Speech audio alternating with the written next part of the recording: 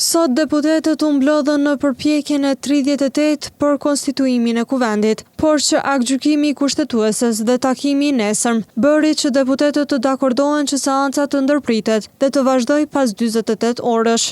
Para seancës së mbajtur sot, partia e parë dal nga zgjedhjet e 9 shkurtit lëvizja vetëvendosje, mbajti konferencë për media. Nga aty deputeti Albulena Haxhiu dhe një heri e propozuara për kryetare të kuvendit nga partia e saj, tha se nëse nuk i merr 61 vota nga votimi i fshet, ajo do të tërhiqet nga kandidatura.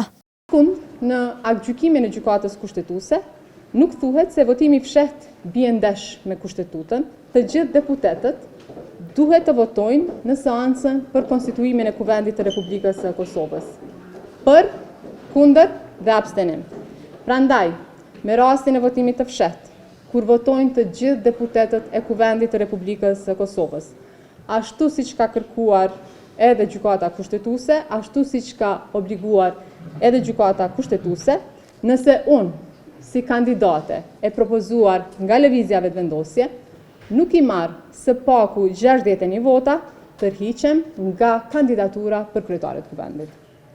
Sërish edhe sot para fillimit të seancës, organizatat e shoqërisë civile protestuan para hyrjes së kuvendit duke kundërshtuar ngërçin politik në vend. Gjykata kushtetuese mbrëm ka publikuar aktgjykimin, ku ka vendosur që deputetët e zgjedhur janë të obliguar që brenda 30 ditësh nga hyrja në fuqi e aktgjykimit të përfundojnë seancën konstituive përmes zgjedhjes së kryetarit dhe nënkryetarëve të kuvendit. Ndërkaq sot kryeministri në detyrë Albin Kurti bëri të ditur se i ka ftuar liderët e partive politike nesër në takim për konsensus rreth konstituimit të kuvendit. Ish partitë opozitare, PDK, LDK, AK dhe Nisma konfirmuan pjesëmarrjen në takimin e nesërm.